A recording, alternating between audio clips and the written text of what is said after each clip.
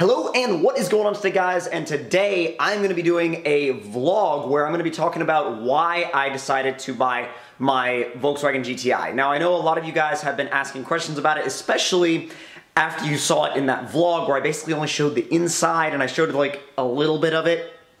And I kind of teased the car a little bit, but I never actually did a full reveal. And in this video, I'm going to be doing a full reveal of that car, showing it to you guys, showing you all around the car, and showing you why I decided to actually get my hands on it and why I decided to move to that from the truck. And why that?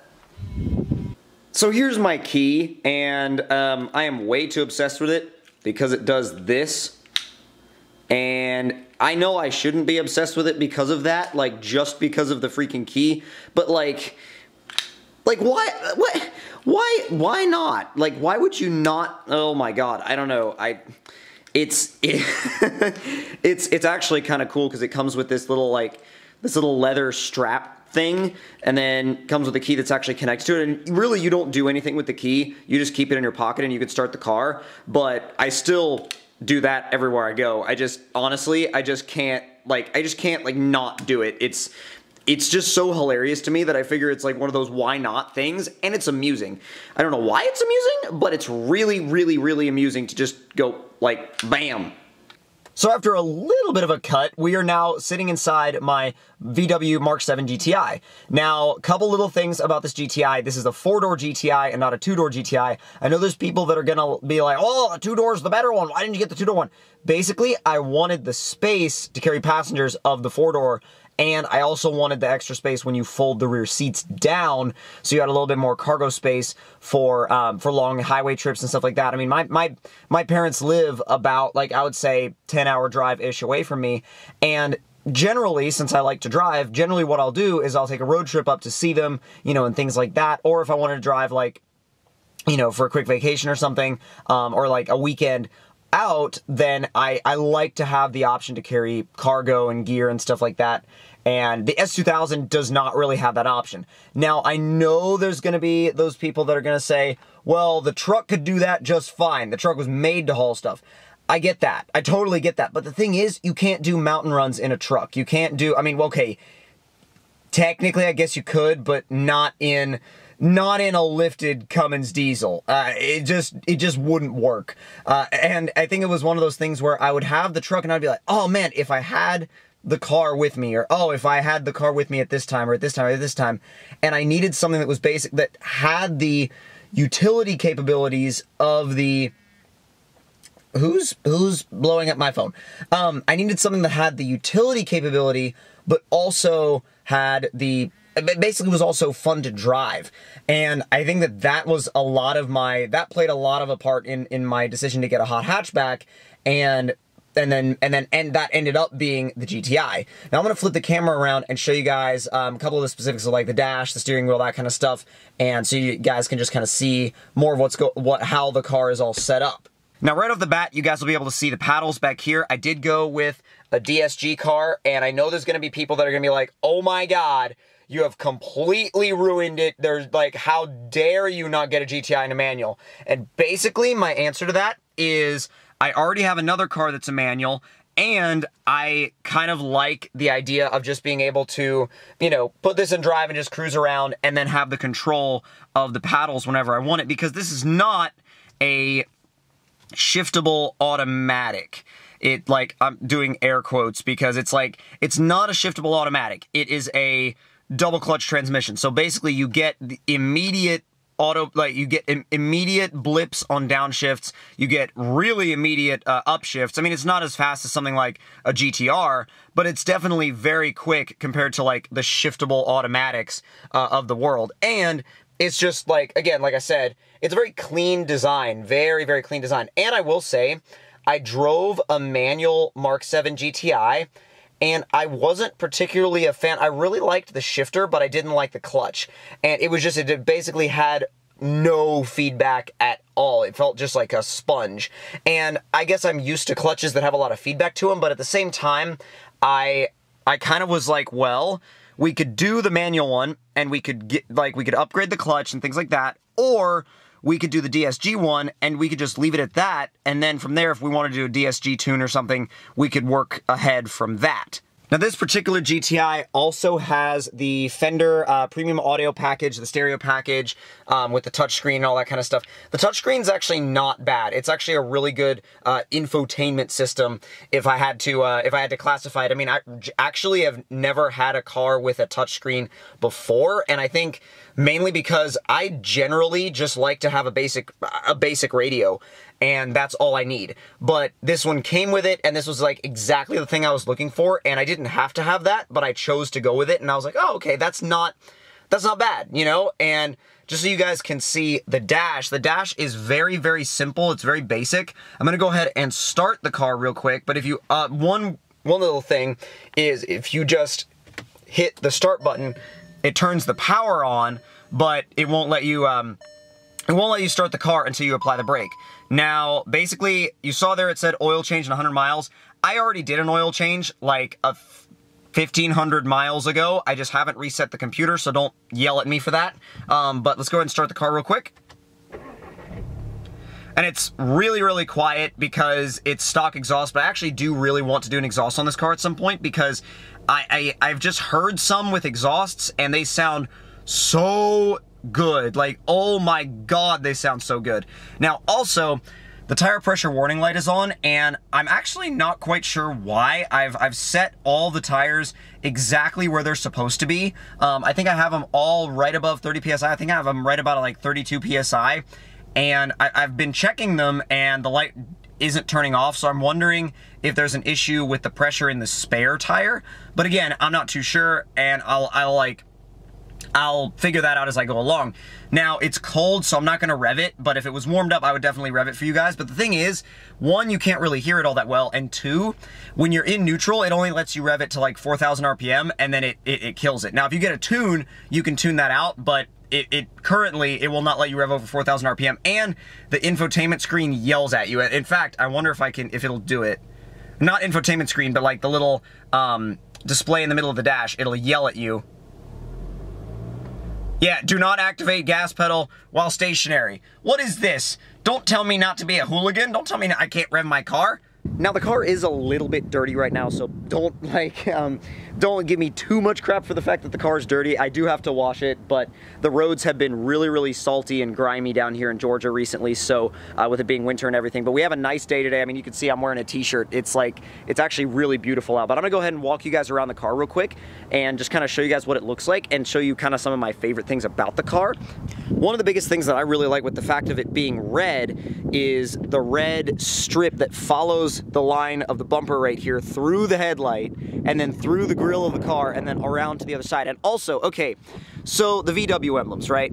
This is peeling, and basically this is something the previous owner did, and I have to fix it because you can't really tell from a far ways off, but when you get really close, you're like, ugh, that doesn't look good. So we're gonna be fixing that. I don't know if he plasti dipped it or did something else. It's really weird. Whatever it is, it's flaking really bad, and I don't know if I'm gonna just take the emblems off and completely resurface them, or try to redo what he did, because I like the idea he was trying to go for. The execution is kind of crappy. So moving around the car itself, these wheels, it's weird because in the GTI community, you either like these or really, really, really hate them. And I'm not sure why you would really, really hate these wheels. They're not terrible looking wheels. They're not, you know, they're not aftermarket wheels or anything. They're OEM wheels, but I think it's just kind of one of those love it or hate it type things. Got a couple stickers on the car, Car Drugs and Great Smoky Mountains. I got that when I went on a trip to Gatlinburg, and that was actually, I don't know, I saw that sticker, I was like, I kind of like the way it looked like a badge. I don't know, it was kind of cool. This is an actual like Nürburgring sticker from the Nürburgring. I feel like you're not supposed to have a Nürburgring sticker on your car unless you've been there. So that Nürburgring sticker, I feel like, has been earned. Not necessarily for this car being on the ring, but I have personally been on and around the ring and driven around it. So this Turbo Life sticker is basically there because it's been sitting in my, stuff for years, and I wanted to put it on something, so I finally put it on this, and it's a turbo car, so it kind of applies. And the Olin sticker is here because I run Olin's on the S2000.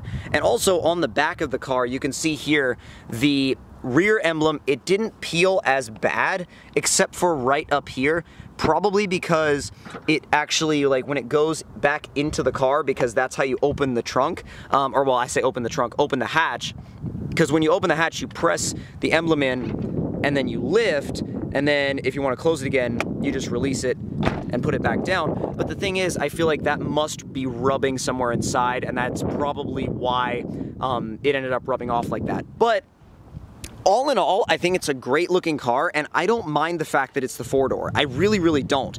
I will tell you one thing that has to be changed.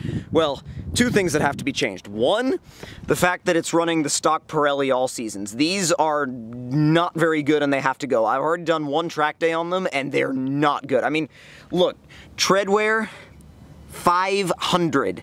500! This thing, it needs at least 300 tread wear tires. And this stock exhaust definitely has to go at some point as well. I mean, it sounds okay, but you just can't hear it. Now, moving around the car again, like I said, these are not performance tires at all. Like I said, they're all seasons, but keep on moving around it, and honestly, I think it's a car that I plan on keeping. I think it's a car that I really do plan on keeping, and I like the overall dynamic of what it can do, of what it's for, of what you can use it for, about how it's a kind of one of the most well-loved hot hatches of all time. I mean, the GTI is one of the standards that everything else in the hot hatch world is measured on. And I mean, until you get to like the super hot hatches like the Golf R, but I absolutely love this car. I really do. I just realized that I also completely forgot to show you guys the engine, because the engine, I mean, honestly, the engine isn't really anything crazy. It is a updated version of the Volkswagen and Audi 2-liter turbo, and it's pretty basic. I mean, it literally is pretty basic. You got your turbo sitting right back here. And I mean, honestly, the main things that I want to do to this are I want to do a tune, and I kind of want to do an intake, not really for power, but just so I can hear the sound of the turbo a little bit more. And honestly, it doesn't really make that crazy of any kind of sound up here. You just kind of hear it, you know, ticking away, not in a bad way, but just kind of ticking along. And I think I mean, it's a workhorse engine, right? It's a workhorse engine that's been around for a long time and just keeps getting updates and updates and updates. It's like it downloads updates like a PS4 or Xbox One or something. But it's, and I don't mean that in terms of like the way you work on these cars. I mean that in terms of how Volkswagen and Audi basically update this 2-liter turbo for kind of every new generation of car that comes out. So now I'm gonna go ahead and actually turn the screen on and actually show you guys. Well, I'm not going to turn it on straight from there first. I want to show you guys, I want to walk you guys through what the mode switches can do.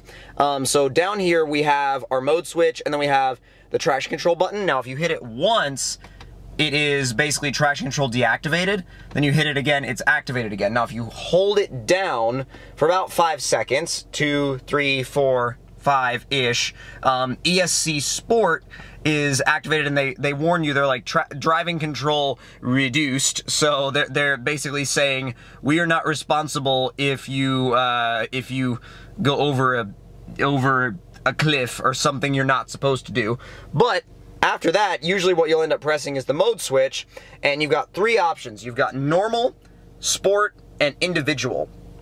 Now, normal is basically the gearbox automatically shifts up at like, oops, come back please. The transmission automatically shifts up at about 2,000 RPM. I mean, unless you give it a little bit more gas, and it backs off the timing a little bit. And if you go to, I have to bring it back again. If you go to sport mode basically sharpens everything up, gives you a little, it feels like it gives you a lot more aggressive engine response, and it definitely kind of bumps up the transmission a little bit too.